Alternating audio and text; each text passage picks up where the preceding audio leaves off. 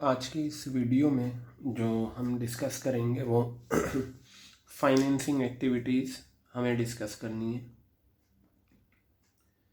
एक कंपनी की financing activities क्या होती हैं। प्रीवियस क्लासेस में we have done operating activities and investing activities. यहाँ पर हम देखते हैं फाइनेंसिंग एक्टिविटीज़ क्या होती हैं। देखिए हर कंपनी स्पेशली पब्लिक कंपनीज जो होती हैं वो अपनी ज़िंदगी में या बिज़नेस जो वो करती रहती हैं 3 काम करती हैं। एक तो वो ऑपरेटिंग एक्टिविटीज़ करती हैं, एक इन्वेस्टिंग करती हैं और एक फाइनेंसिंग करती हैं। अब आप एक कोई सी भी कंपनी ले लीजिए, जैसे विप्रो ले लीजिए। विप्रो एक कंपनी है जो आईटी फील्ड की एक कंपनी है। ऑपरेटिंग एक्टिविटीज़ विप्रो का जो भी अपने प्रोडक्ट्स होंगे उससे रिलेटेड जो भी काम होंगे वो ऑपरेटिंग एक्टिविटीज़ कहलाएंगी विप्रो की। इसके अलावा विप्रो कंपनी क्या करती है, अलग अलग कंपनीज़ में इन्वेस्टमेंट करती है। ठीक है, अलग अलग कंपनीज़ में इन्वेस्टमेंट करती है, प्रॉपर्टी में इन्वेस्टमेंट करती है, हैवी मशीन्स में इन्वेस्टमेंट करती है। ठीक है, तो ये उसकी इन्वेस्टिंग एक्टिविटीज़ कहलाती हैं और हर कंपनी आज के टाइम में इन्वेस्ट करती है। देखिए अगर कंपनी इन्वेस्ट ना करे तो कंपनी इतना सारा प्रॉफिट अर्न नहीं कर सकती। आपके अकाउंट में 100 रुपये रखे हुए हैं, अगर आप उसे इन्वेस्ट नहीं करेंगे तो वो 100 रुपये ही रहेंगे। बस बैंक से आपको इंटरेस्ट मिल जाएगा सेविंग अकाउंट में, अदरवाइज़ वो जो 100 रुपये हैं वो 100 रुपये ही रहेंगे। लेकिन एक बिजनेसमैन क्या करता है, उसके पास जो कैश आता है उसे वो इन्वेस्ट करने की सोचता है। तो वो 100 रुपये को अगर आप इन्वेस्ट करते हो तो हो सकता है वो 100 रुपये से 1000, 1000 से 10,000, 10,000 से 1,00,000 बन जाए। अब क्वेश्चन ये आता है इन्वेस्टमेंट कहाँ किया जाता है। देखिए ज़्यादातर जो कंपनीज़ हैं इन्वेस्टमेंट करती हैं दूसरी कंपनीज़ के शेयर्स और डिबेंचर्स में, जिसे हम सिक्योरिटीज़ बोलते हैं। क्या बोलते हैं? जिसे हम सिक्योरिटीज़ बोलते हैं। ठीक है, और शेयर्स और डिबेंचर्स में इन्वेस्टमेंट करा, इन्वेस्टमेंट का मतलब हो गया ख़रीदा ये। इसके अलावा हेवी मशीन्स ख़रीद लेती हैं, जैसे परचेज ऑफ मशीन को मैं कह सकता हूँ इन्वेस्टमेंट इन मशीनरी। गोल्ड में इन्वेस्टमेंट होता है, प्रॉपर्टी में इन्वेस्टमेंट होता है। तो ये एक कंपनी की इन्वेस्टिंग एक्टिविटीज़ कहलाती हैं। जिस तरह से एक कंपनी, ये विप्रो कंपनी दूसरी कंपनीज़ के शेयर्स ख़रीदती है और बेचती है, इसी तरह से विप्रो कंपनी अपने शेयर्स भी बेचती है। देखिए एक कंपनी को अगर पैसा चाहिए, एक कंपनी को अगर पैसा चाहिए तो पैसा लेने के कई सारे सोर्सेज हैं। पहला तरीका तो ये है कि कंपनी के पास जो अर्निंग्स रखी हुई हैं, जो रिज़र्व रखे हुए हैं, उन्हीं को इस्तेमाल कर ले। ठीक है, या दूसरा ऑप्शन ये है कि बैंक से लोन ले ले, क्लियर है, या किसी से उधार ले ले। या फिर एक ऑप्शन ये होता है कि पब्लिक से पैसा ले।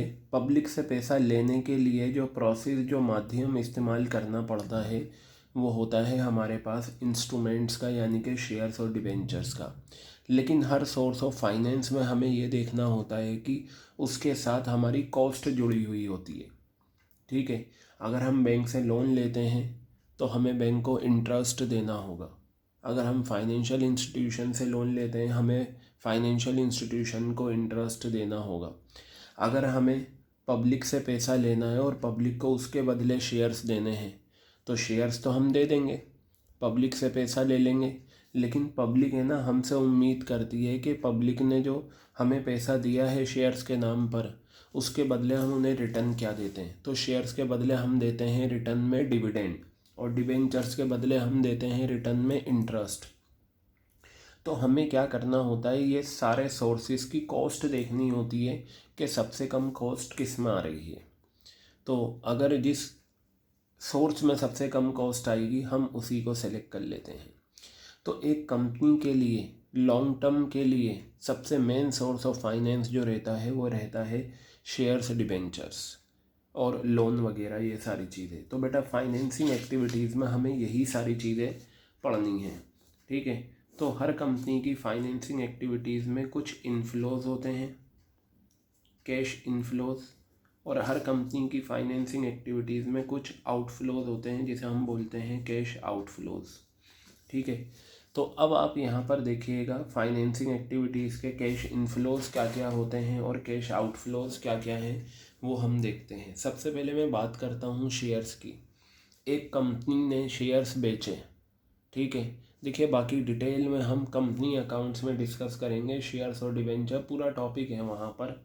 एक कंपनी ने शेयर्स बेचे, शेयर्स बेचकर कंपनी के पास पैसा आया।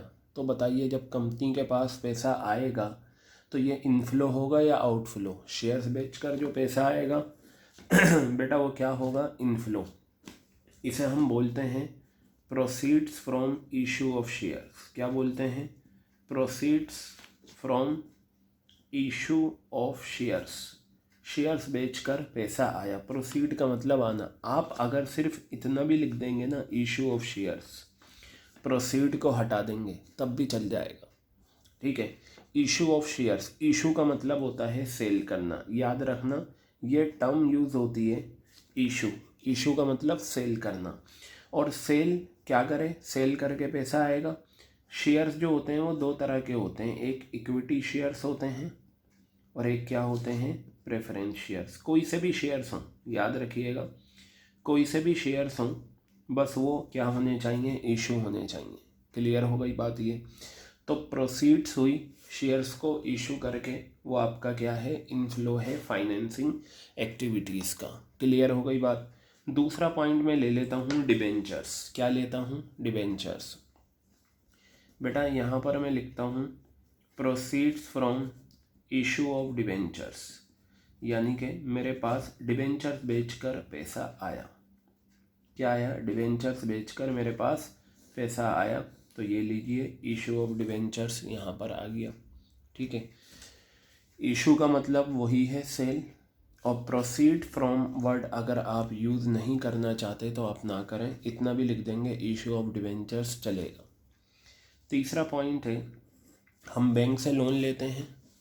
जब हम बैंक से लोन लेते हैं और लोन की पेमेंट भी करते हैं, तो मुझे ये बताइए जब हम बैंक से लोन लेंगे, ठीक है, तो वो क्या कहलाएगा? इनफ्लो होगा या आउटफ्लो? बेटा वो इनफ्लो होगा, क्योंकि आपके पास पैसा आएगा। उसके लिए वर्ड यूज़ होता है proceeds from long term borrowings. Proceeds from long term borrowings. ये जो लॉन्ग टर्म बोरोइंग्स हैं ये बेसिकली क्या है? आपका लॉन्ग टर्म लोन है। क्या है ये? आपका लॉन्ग टर्म लोन है। क्लियर हो गई बात ये? हाँ, यहाँ प्रोसीड्स फ्रॉम वर्ड यूज़ करिएगा, क्योंकि अगर आप खाली लॉन्ग टर्म बोरिंग्स लिख देंगे तो पता नहीं चल पाता कि आपने लोन लिया है या दिया है, ठीक है। तो proceeds from word long term borrowings के साथ आप लिख सकते हैं। क्लियर हो गई बात? तो ये तीनों में ही आपके पास क्या हो रहा है? पैसा आ रहा है। अभी जाने वाली बात भी करेंगे बेटा। अब हम बात करते हैं शॉर्ट टर्म बोरोइंग्स की। किसकी बात करते हैं? शॉर्ट टर्म बोरोइंग्स की बात करते हैं। तो शॉर्ट टर्म बोरोइंग्स भी आपका किस में आता है? इसी में ही आता है। तो मैं यहाँ लिख देता हूँ proceeds from short term borrowings. Proceeds from short term borrowings. हालांकि इस पर भी कुछ अजम्पशंस होती हैं, वो हम बाद में देखेंगे। फ़िलहाल आप यहाँ लिख लीजिए शॉर्ट टर्म बोरोइंग्स का मतलब शॉर्ट टर्म लोन हो गया, और लॉन्ग टर्म बोरोइंग्स का मतलब लॉन्ग टर्म लोन हो गया, ठीक है। चलिए अब मैं बात करता हूँ पेमेंट की। बेटा देखिए, ये जो शेयर्स हम इशू करते हैं ना, इक्विटी शेयर्स या प्रेफरेंस शेयर्स, इनका पैसा हमें वापस करना होता है। इक्विटी का तो कभी भी वापस नहीं होता। हाँ, प्रेफरेंस शेयर्स जो होते हैं, जैसे मान लीजिए मैंने आज विप्रो कंपनी ने आज 5 लाख रुपए का अपनी कंपनी के प्रेफरेंस शेयर्स बेचे, और बेचकर क्या लिया? पब्लिक से पैसा लिया 5 लाख रुपए। ये एक टाइम पीरियड के लिए पैसा लिया जाता है। मान लीजिए 10 साल के लिए पैसा लिया, तो पब्लिक से 5 लाख रुपए ले लिए और बदले में प्रेफरेंस शेयर्स दे दिए 10 साल के लिए।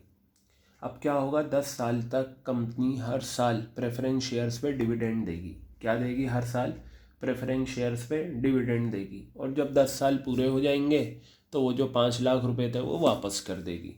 जब वो वापस करती है, यानी कि पे कर देती है, तो पैसा चला जाता है, ठीक है। इस पैसे के जाने को बोलते हैं रिडम्पशन। क्या बोलते हैं? रिडम्पशन। तो बेटा मैं यहाँ लिखूँगा redemption of preference shares. Preference shares का रिडम्पशन, ठीक है।